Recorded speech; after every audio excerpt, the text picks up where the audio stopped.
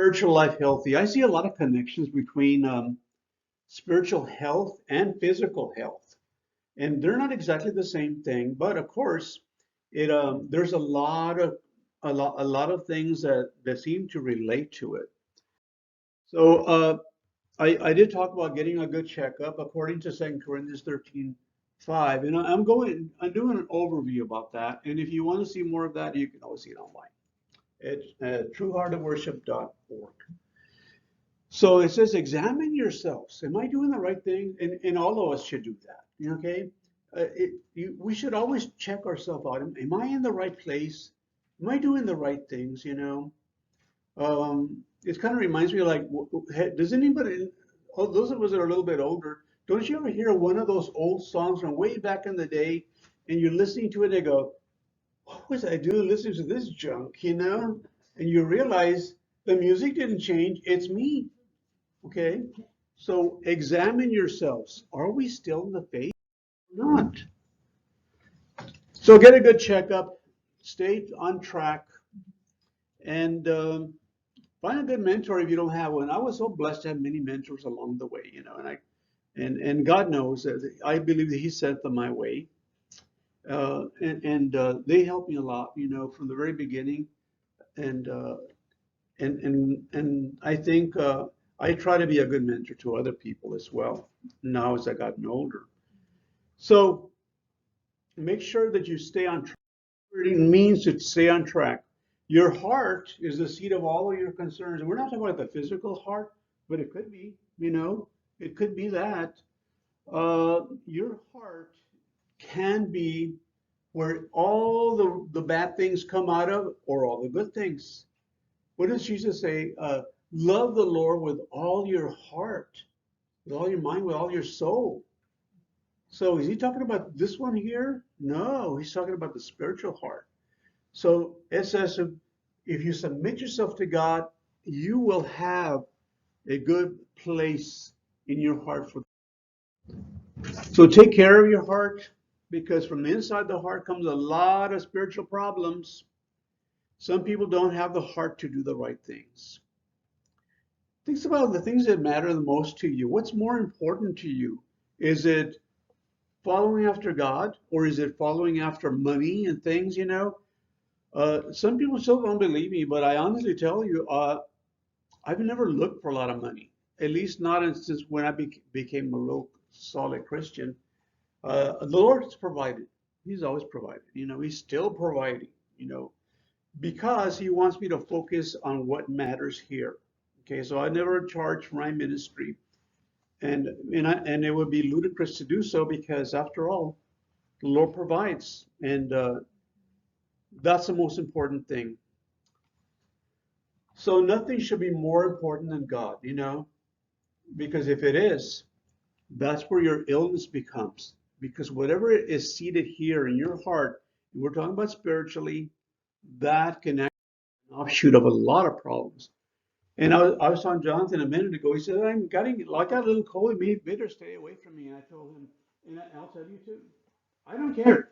If you got a cold, get over it, and because if I catch your cold, then we caught it and we'll get over it. And we it's an important thing.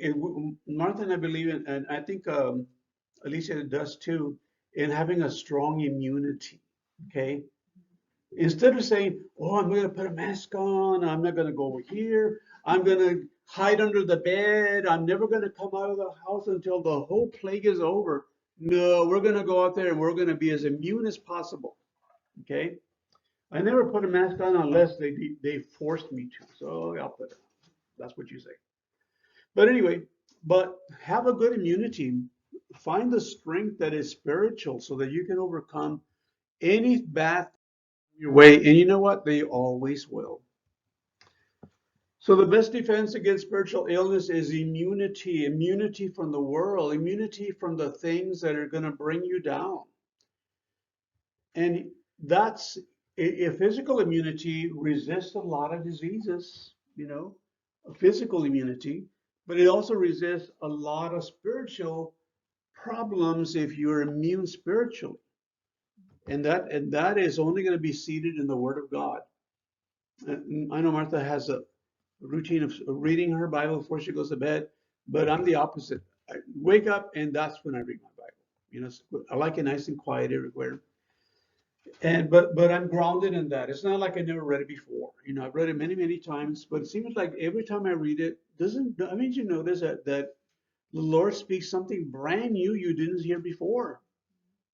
And it's not that the word is changing, it's that I'm changing and I'm letting God change me through his word.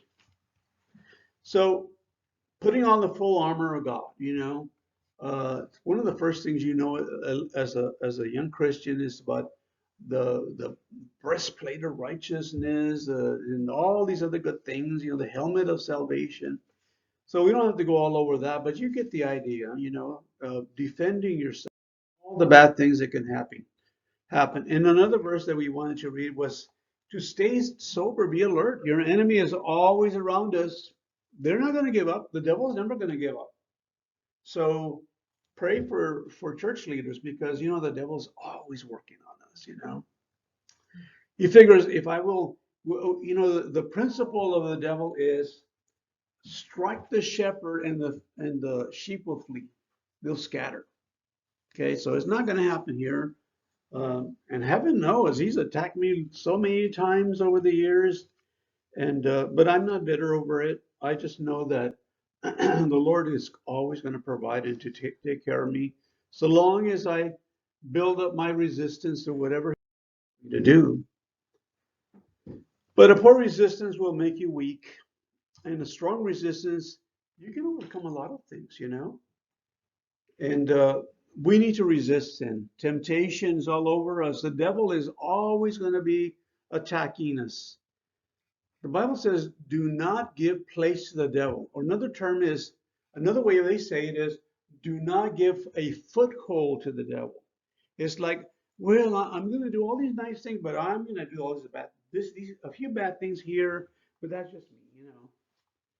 You don't need that. Any weakness that you offer Satan, he will really use it and exploit it, because that reminds me a little bit of General George Patton during the war. He sent his spies. You know, he dressed them up like Germans, and he sent them out to examine, to look at all the enemy. And then he says, "You come back and report." And they did. About a week or two later, they came back. They spoke very good German.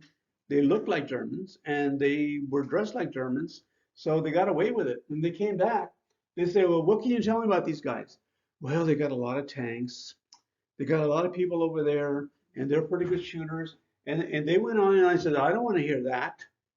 I want to hear where their weaknesses are, because if they can find a weakness, that's where I will attack." He said, "Well, now that you mentioned that, there's a spot in their line that they're not protecting very well." He says, "Tell me where it is, and we're going to break through." And that's exactly what they did. The enemy works the same way. He looks at your weaknesses, not your strengths.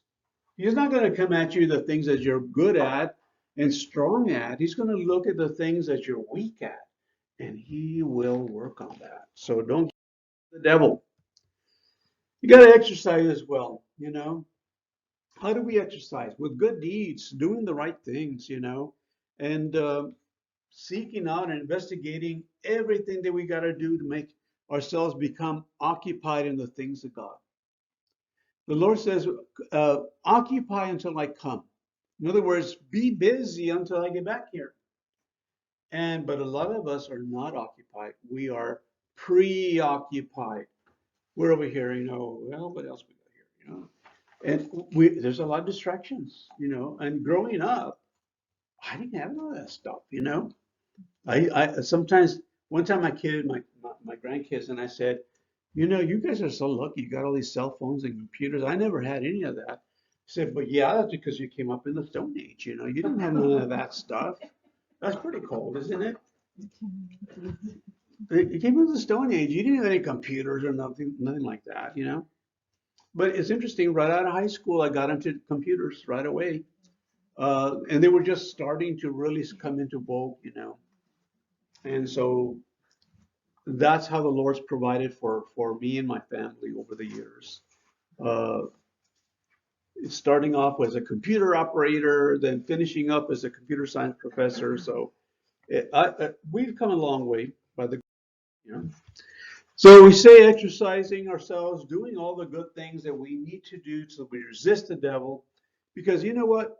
You can stay home and just read your little Bible, and that's nice, but that's not enough. You got to be active. You got to be doing things. You got to be sharing Christ. You know what I've been doing differently? And I hope you try to do this too. I've been talking to strangers more often, and that would sound really weird, you know. And I think Alice would say, "That you did that? You're crazy. I didn't think you would do that." But I am. I talk to strangers, for example, and I'm not saying like to stop somebody walking on the street. No, if I'm in an elevator, I'll say, "Hey, it's a pretty nice day, isn't it?" And they say, "Oh yes," and I. So where do you come from? And we just hit this conversation, you know, and pretty soon, you know, you connect with them. And I've been doing that at grocery stores, and Ruben's way ahead of me. He'll talk to a telephone post if you let him. I mean, he's very busy. He talks to everybody, you know. I had my watch fixed yesterday, and the gentleman says, and you know, he did a great job. And I said, my son recommended me. Oh, Ruben did? He says, oh, you know Ruben? Oh, everybody knows Ruben.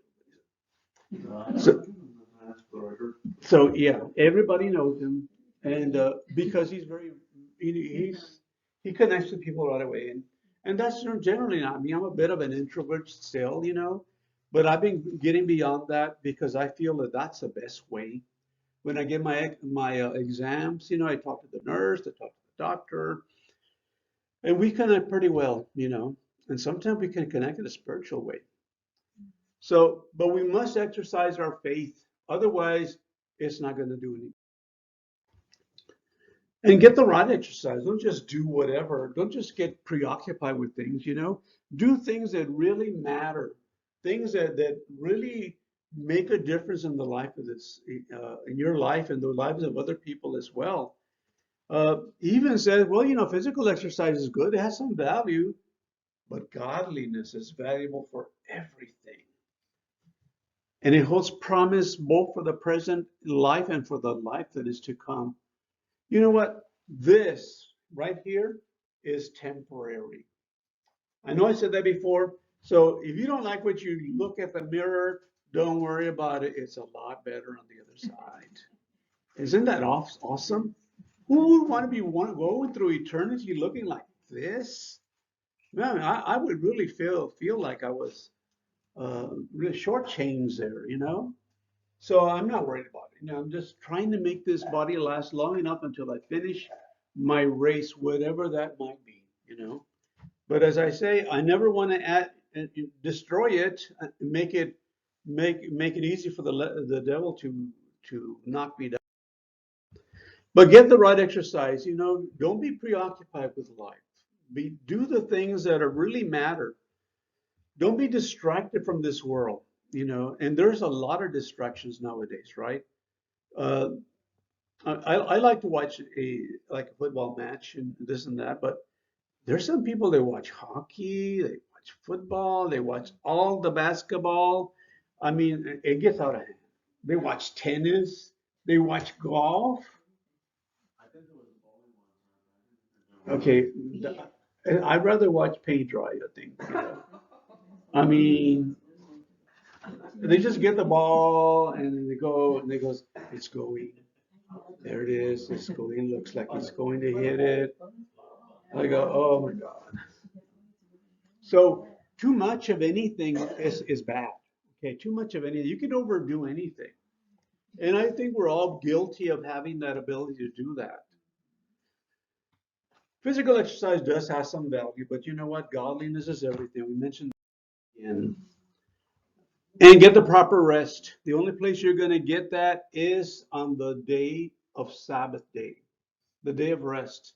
Some people, I invited some people to on the Sabbath, and they go, "But that's the best time I shop. That's when I get the best prices." I said, "What are you gonna do? Are you gonna shop in the next life? What are you gonna do with all this stuff you're accumulating? It doesn't last very long, you know. You know, be honest with you, I've had this quote for almost 20 years, and Martha's my witness, probably more, It's just that, why? It still works, it's still okay. And you don't have to keep spending and spending and buying stuff all the time, but get your rest, whatever that is from. You could be resting from your worries, your labors, your fears, your doubts, and the work that you're doing as well. But it doesn't mean don't do anything. Doesn't mean to just hang out and don't do anything. For if Yeshua had given them rest, and this is an interesting thing, because Hebrews 4 really gets after the Protestant churches. They say, oh, we honor the Sunday because that's the Lord's day. And Jesus gave us another day of rest. And here is the opposite. If he had given you rest, God would not have spoken of another day. Would he have spoken of another day? He never said Sunday. He said on the first day rest and the seventh day too. No, that's not what he said at all. For the one who has entered in God's rest has rested from his own works, and God did from his. Therefore, let us do the best, our best, to enter that rest, so that no one will fall short because of the same kind of disobedience. I still know some people, as you probably do, that we started off with them as Sabbath keepers, that keepers of the commandments and everything else. But what's happened? They're either not going to church at all, or going on the wrong day, you know. Now I asked certain, Alicia and I have asked certain family members, that are hanging out at home, why don't you come worship with us? And you go, oh, we belong to another church, and we know they don't go to church. That's just things people say, and people are putting so much of an investment in this world and not enough in eternity. So rest well, because you know what? We get weak and tired, You get worn out, and we need this day of rest. We need to rest physically, but spiritually also on the seventh day. This is the day the Lord has given us to rest. He didn't give us another day. Hebrews 4 proves it right there. He says the Sabbath day is made for all men, all mankind. It's made for all of us. It's not just the Jews or whomever else. It's for everybody. It's for God's people, not just the Jews. All of us. Okay, at this point, I'll try to explain why I've been reading a lot of this, the Jewish Bible, the complete Jewish Bible, because of the term exegesis. I don't know if you ever heard of that before, but in my ministerial studies and Bible studies, we talk about that term exegesis. In other words, where did that word come from? And you notice Stan's been doing that a lot, right? He tells you, oh, well, they came up with this thing that, to be honest with you, I never heard about the Ram Dam or whatever he was talking about before. So what? Ram Bam, what does it? Does it Ram? I just showed you. I never heard that before. Ram Bam or whatever. It it uh it almost sounds like you're beating up somebody with that, Ram Bam or something. But there's something to that. So exegesis, listen, according to the Anchor Bible Dictionary, says exegesis is the process of careful analytical study of biblical passages undertaken in order to produce useful interpretations of those passages. So ideally, exegesis involves the analysis of the Bible text in the language of its original or earliest available form. That's what he's saying. I'm going back to the very beginning. Where did they come up with this, And I agree with something, among many other things, that Stan was talking about. Sometimes they modernize the Bible so much that it no longer means exactly what they were intending to tell you. Through that, I'll get through that. Okay, let's talk about the things that the food that we drink. Okay, First Peter 2 to 3 says in the complete Jewish Bible, be not like newborn babies, thirsty for the pure milk of the word, so that by it you may grow up into deliverance. For you have tasted that Adonai is good. Adonai is a Hebrew word that translates Lord, Lord Master, from its derivation of sovereignty. In other words, he's sovereign. What does that mean to be sovereign, by the way? We hear that term a lot. It means he's a part of everything I do. In other words, my relationship with my family, the work that I do, my secular work as well, not just my ministry, but also in my life, in every aspect of my life, he's sovereign in all things because I yield to him in that. So when we talk about starting off, like a lot of the things that we talk about here, if somebody was brand new to the Word of God, they would just like be overwhelmed. But that is not what we are here, I think. So we try to go back to the very beginning. Sometimes if you misunderstood something, go back to the very beginning, you know? Just remember the babies can't eat solid food. Can you imagine giving a baby a steak, or some French fries or something? They'd probably choke on it, right? And so you got to give them milk because that's all they can handle. And as they grow, they need more solid food. I remember with the babies we had, we would give them milk, and then Martha would work them up and she did all the feeding naturally, she still does. And then she would get baby food, and then she'd go up a little bit higher and this and that, and then she started giving them some really soft veggies and things. So we worked them up, and that's in other words, they can't just keep drinking milk all their lives.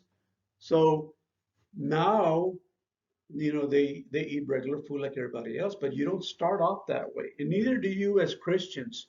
You've got to drink the Word of God because it's the very beginning of that.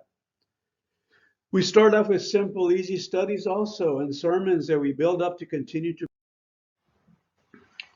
Now, in 1 Corinthians 9 to 10 says, in my early letter, I wrote to you, and this is avoiding junk food, by the way, okay? This is all about part of your health. In my early letter, I wrote to you not to associate with people who engage in sexual immoralities. I didn't mean the sexually immoral people outside your community, or the greedy, or the thieves, or the idol worshippers, for then you would have to leave the world altogether. So the term that we're looking for, and I underlined it right there, don't associate with them. Don't hang out with them. Don't do what they do. Now, Yeshua, when he went to the taverns and all places where people were drinking, he didn't go there to go drink with them. He didn't go there to do all the bad things they're doing. He went there because that's who needed saving. Okay? So you realize the church has to be a hospital for sinners that are messed up inside. So we got to work with them. So don't look at people and say, oh, that person doesn't know anything. Well, show them something, teach them something, help them to know. So the Bible doesn't say don't even talk to them. It doesn't say don't even be around them. Like what was the Mennonites, and there's a lot of other religions that are like that where they don't even talk to anybody. Okay, they only talk to themselves. How can you save people in this world unless you talk with them, communicate? And that's really what I'm trying to do. As I mentioned earlier, talk to all kinds of strangers, because now they start sounding immoral or saying crazy things, I'll just walk off. No harm, no foul, as they say. But the thing is that don't associate with these guys, but be there to make the difference. Okay, be there wherever you are, shine wherever you are, and bring out, bring light to. So just like junk food that fills you up for a little while, but not for long, the more you eat junk food, the more overweight and unhealthier you become. We need to take out the wrong entertainment, the wrong friendships, sinful elements of our life to keep us healthy, because those are the things that are going to separate us from God. And the other thing we got to do is take care of yourself. How can you help other people if you have a problem yourself?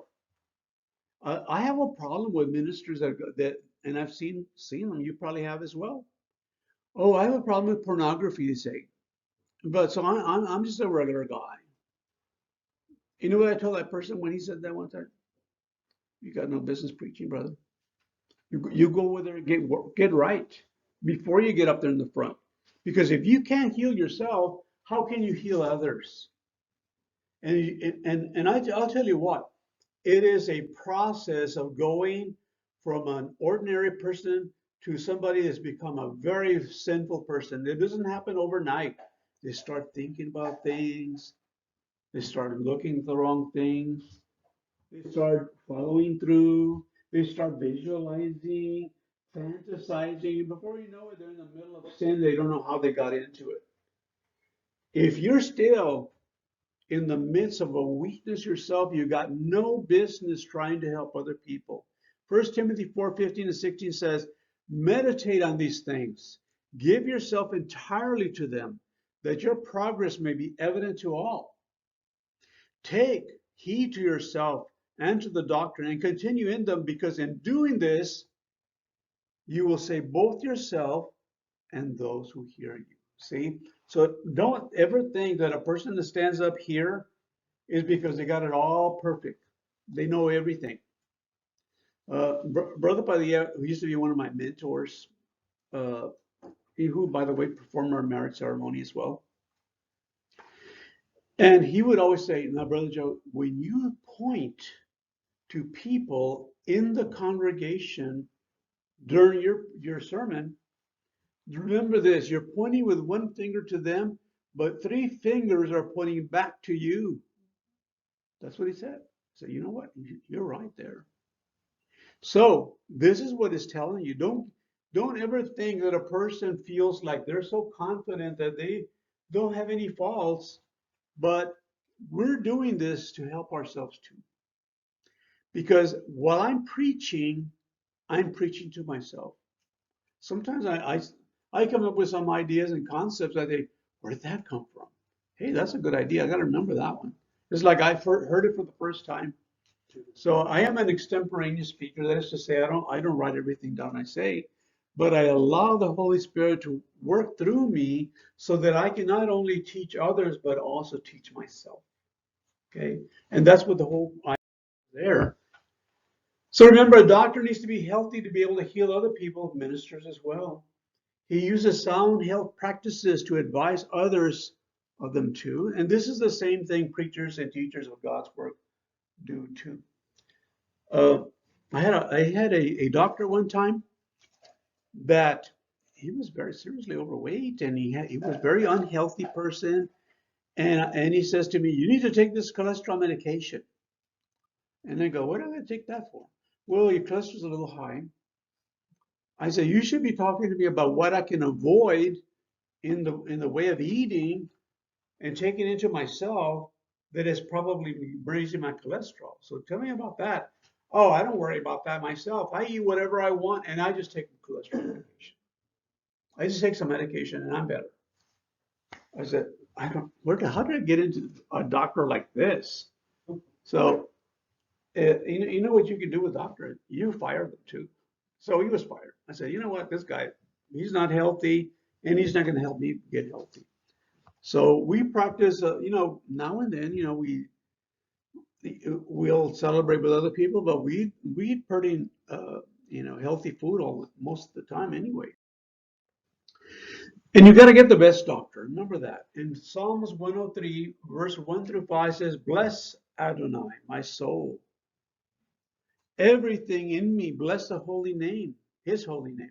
Bless Adonai, my soul, and forget none of his benefits." He forgives all your offenses. He heals all your diseases, both physical and spiritual.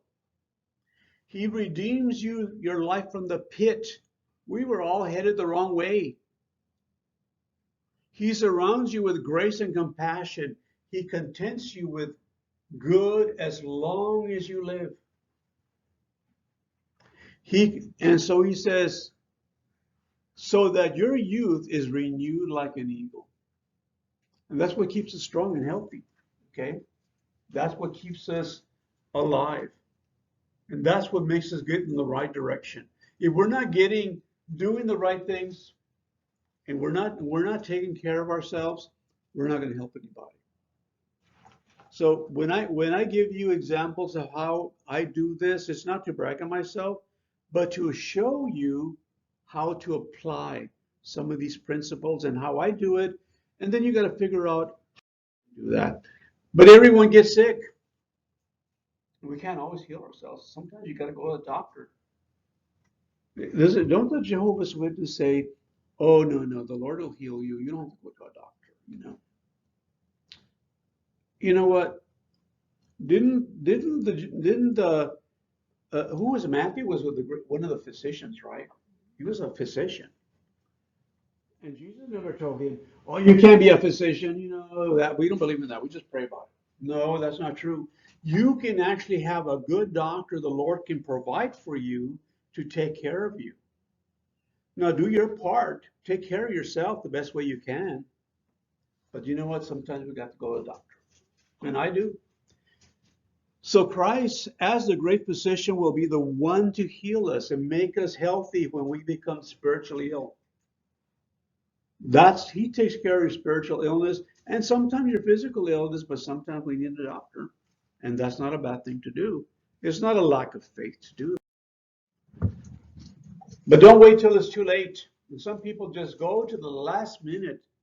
One of the last doctor visit I had is at, I mentioned this before, but they said, well, the way you're going, you should live another 20 years. And I go, wow, that's a long time. I thought I was on my deathbed here already. I said, no. You see those guys over there that are standing in line? They're all, ill and they drink and they smoke and they do all kinds of crazy things. And they're terribly out of shape. Those guys are on their deathbed. And they wait till it's too late. He says, you know why they're here? They haven't been here in years. But they're here because they've gotten so bad that they need help. And they're like at their last breath. You can't wait till you're ready to drop dead before you decide, oh, I think I need a doctor. Some people wait until it's almost time of death before they decide to seek medical help, and it's too late. And something is wrong when you put it off. By the time that you go to seek help, it may be too late. Don't let it be too late before you turn to God for help. Sometimes it takes something very bad to happen to us before we turn to God. Isn't that the way it is? It is. And God will use whatever it takes. And you know what? The prayer that we need to do for other people that have been putting off God is pray that the Lord will provide something, an impetus, as they say, something that is going to make them realize how much they need God. And all of us who really believe and have been constant believe because we know that we're nothing without God. And I can always say, I can do all things through Christ who strengthens me, right? I can do all things through Christ who strengthens me. And therefore, I don't have to worry about everything. We're getting ready to wrap up, believe it or not. Our eyes have to be taken care of. I take care of my eyes, I can't. I used to talk to this brother from church. He said, I don't have to wear glasses. I said, yeah, but you're bumping into the walls over there. You can't even read without them. And he goes, no, I've been praying about it. God will provide. And I will get my eyesight back. He's still bumping into walls. This has been years later, Hey, if I need help with glasses, I'm going to put them on. That's the way it is. But the eye is the lamp of the body. So if you have a good eye, your whole body will be full of light. But if you have an evil eye, your whole body will be full of darkness. We're not talking about a physical eye here. We're talking about your spiritual eyes, the way you see things and perceive things. He says, if then the light in you is darkness, how great is that darkness? A bit about that. People that are spiritually blind can't see the good, but everything they see is evil. Oh, like they'll say, oh, that person that just came through the door, they got a terrible dress. Oh, look at their shoes. You always find something bad, you know, but God can turn that around because the Lord sees only the good in us. How would you like it if God saw every bad thing we ever did? That would be terrible, wouldn't it? Spiritual people see the best in every situation. Well, you know what? I lost my job, but the Lord will provide a better one, I think. I'm going to just keep doing the best I can. Or I may be sick, but God is going to magnify himself in me. Seeing things through a spiritual eyes is what make things better. For the way that we see things and perceive things. Let's talk about your mind as well. Because all of this is a connection. Doesn't the Lord say, love the Lord with all your heart, with all your mind, with all your soul? So he's including all these things, but he's not talking about the plain old brain. The mind. 1 Corinthians 2:16, for who has a mind of Adonai? Who would counsel him? Sometimes he was saying in the book of Psalms, my thoughts are not your thoughts, as different, or I'm paraphrasing, of course, as your eyes, the way that you're thinking is like the difference between earth and the heavens.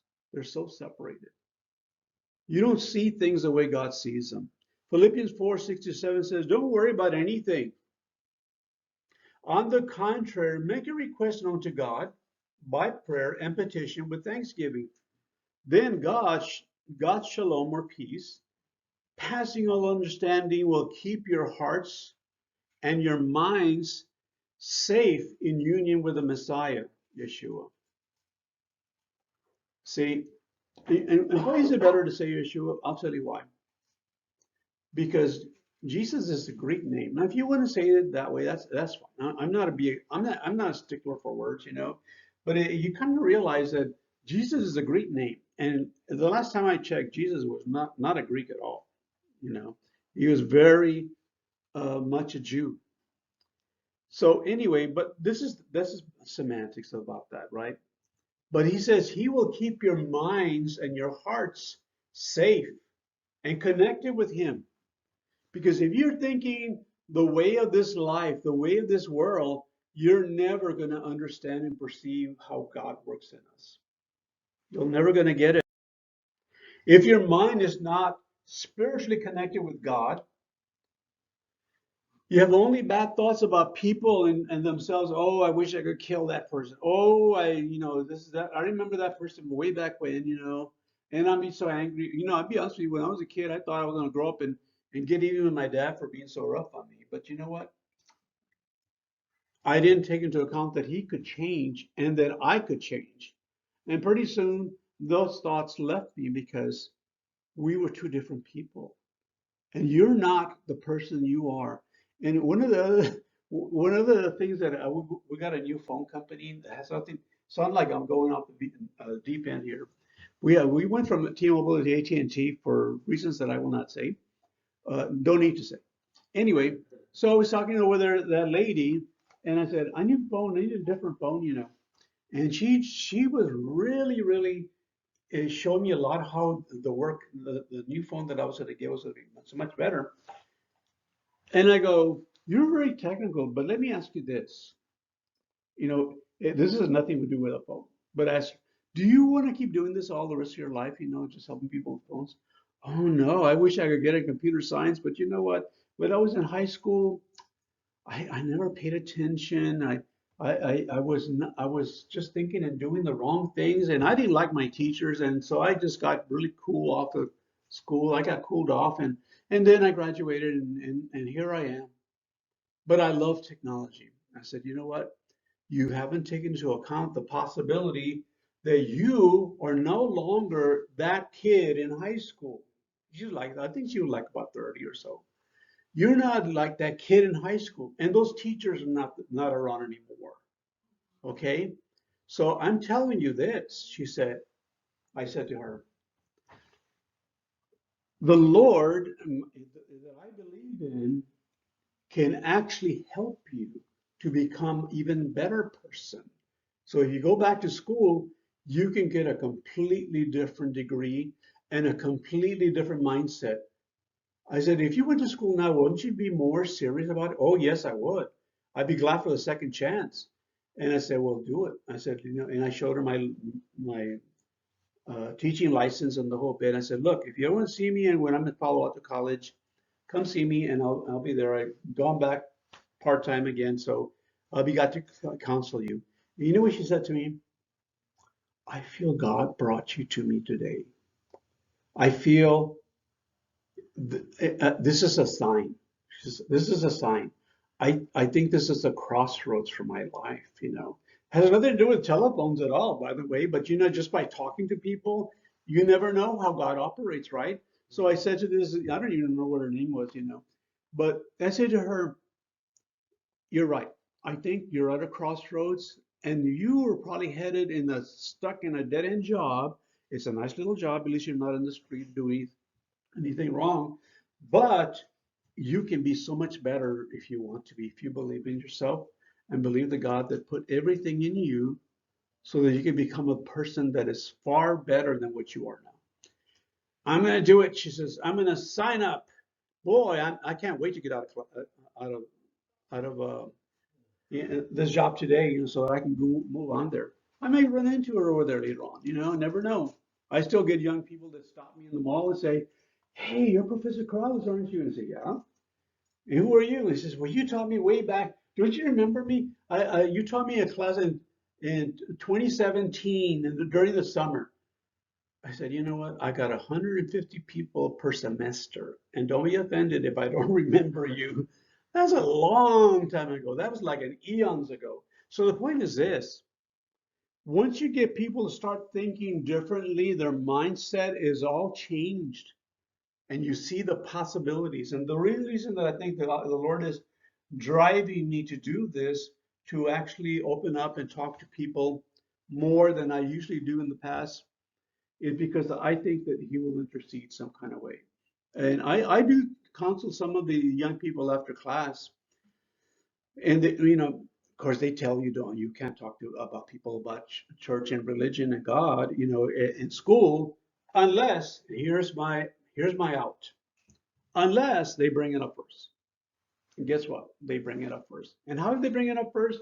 Because in my biography, I say that I'm a full-time, not a full-time pastor, but a pastor, an ordained minister. And they look at that and say, well, I got spiritual problems. I got to talk to this guy. And they do. Every semester, I get several, 3 or 4 people want counseling about spirituality. And that's how you open the doors for God. It's not for me. I don't need any brownie points. I'm not going to get more saved than yesterday. You know what I mean? Either you're saved or you're not saved. I'm just exercising. Like I told you before, right? Exercising the right things. In a conclusion, then, let's look at a little checklist here. So you got to get a healthy diet. Be careful about what you put into your life, whether you're reading the right things or listening to the right things. You know, boy, you got to be careful. Everybody listens to some of the music young people are playing today. A lot of garbage, you know.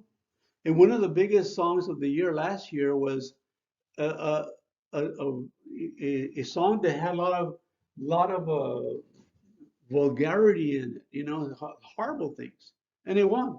You know why? Because that's what people are looking at today. But get a good, healthy diet for yourself. Avoid those things so that you can become more and more healthy spiritually day by day. Avoid junk food. And that could be relationships with the wrong people. That could be taking in things that are not appropriate for you, maybe watching the wrong movies or shows or whatever you're doing, But it could also be anything even relationships, that with other people that are toxic. And get periodic rest on the seventh day. The Lord only rested on the seventh day. He didn't rest on Sunday or Monday or Tuesday or whatever. He rested on this day. And it's not because so much we were tired. In fact, it wasn't like he was tired. It's like because he was finished. That's it. And when you're finished, you sit down and take it easy, which is what I'll do afterwards. But anyway, regular exercise, being occupied all the time. Um, and I meant to go back to what we were talking about earlier. When I met Martha, she was a big talker. She was the extrovert, and I was the introvert, and I was very quiet. Well, guess what happened? We switched.